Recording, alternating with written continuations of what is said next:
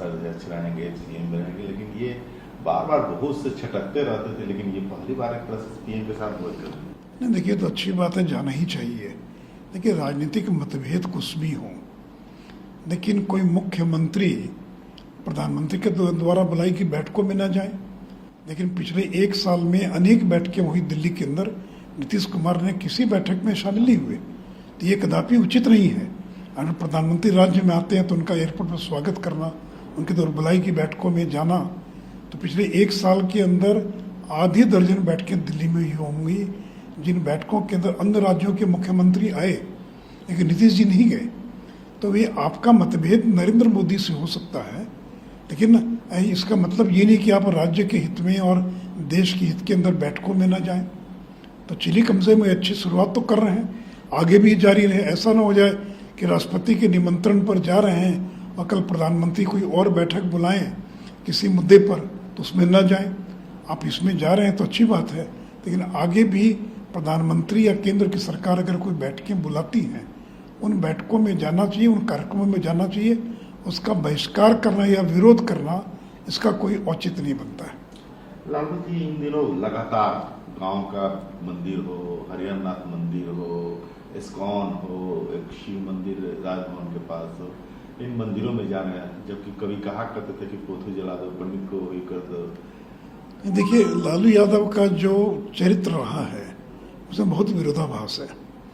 सबसे ज़्यादा पूजा पाठ करने वाले, सबसे ज़्यादा अंगुलियों में अंगूठी पहनने वाले, और एक समय में तो उन्होंने एक ज्योतिष को अपने पार्टी का जनरल सेक्रेटरी बना दिया था। और कोई काम बिना ज्योतिष का, बिना दिन दिखाए, पतला दिखाए वो कोई काम नहीं करते। लेकिन दूसरी ओर राहुल गांधी को मटन बनाना सिखा रहे हैं, और सावन के महीने में शिव जी का महीना है, उसे मटन खा रहे हैं। तो ये जो विरोधाभास उनके चरित्र में, एक और सनातन को गालियां दे रहे हैं। जो स्टालिन के बेटे ने जो सनातन धर्म को जो गालियां दी उसका समर्थन कर रहे हैं, और दूसरी ओर मंदिर में जाकर दर्शन कर रहे हैं। तो ये ढोंग नहीं तो और क्या है कि थावे के मंदिर में दर्शन करेंगे, हरिहरनाथ मंदिर के अंदर जाएंगे, देवघर जाएंगे, बाकी मंदिर में जाएंगे, लेकिन सावन के महीने में मटन खाएंगे, स्टालिन के बयान का समर्थन करेंगे। तो स्टालिन जिसने कहा कि जो सनातन धर्म है ये डेंगू है, ये HIV एड्स है, ये मलेरिया का मच्छर है, आप उसके बयान का आपकी पार्टी समर्थन करती है, आपने आज उसका खंडन नहीं किया। तो ये जो ढकोसला है, तो वोट के लिए आप समर्थन कर रहे हैं ताकि एक वर्ग विशेष का वोट आपको मिल सके, इसलिए आप स्टालिन के बयानों का समर्थन कर रहे हैं। और दूसरी ओर कुछ पाने की लालसा में मंदिर भटक रहे हैं।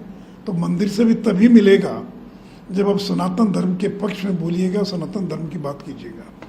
के पाठक को लेकर के नित्य नए डिस्प्यूट पैदा होते जा रहे हैं, और के पाठक का इतिहास रहा है कि कहीं भी वो 6 महीने किसी विभाग में नहीं रहे, और मैंने एक तरह से वो अपना हंटर चला करके किसी विभाग को और देखिए खड़े कर दी उन्होंने कि शिक्षा विभाग में 15 साल में।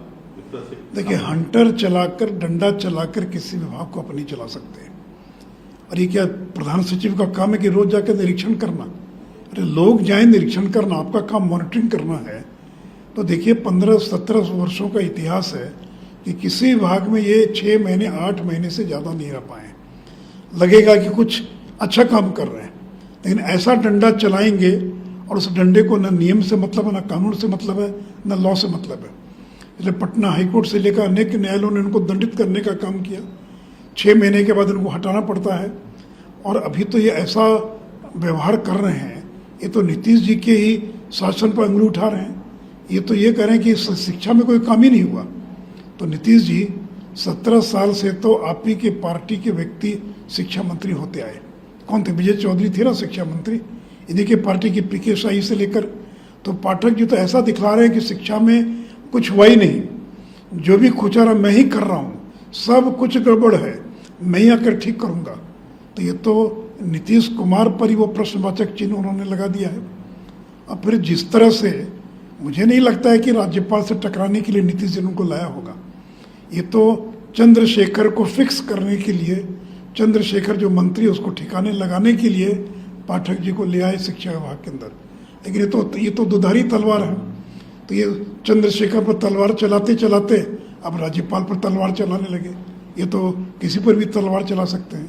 तो ऐसे लोगों से शिक्षा का सुधार नहीं हो सकता है। कितनी बार फजीयत झेलनी पड़ी। आखिर में जो पर्व त्योहारों की जो छुट्टियां थी उसको वापस लेना पड़ा कि नहीं लेना पड़ा। 4 ईयर डिग्री कोर्स के फैसले को वापस लेना पड़ा कि नहीं लेना पड़ा। तो कितनी फजीयत कराई गई। इसलिए नीतीश जी कोई ना कोई रास्ता निकालिए जो माहौल बनाए एक अराजकता का शिक्षा विभाग के अंदर। उसको पाठक जी जैसा व्यक्ति उसमें सुधार नहीं कर सकता है।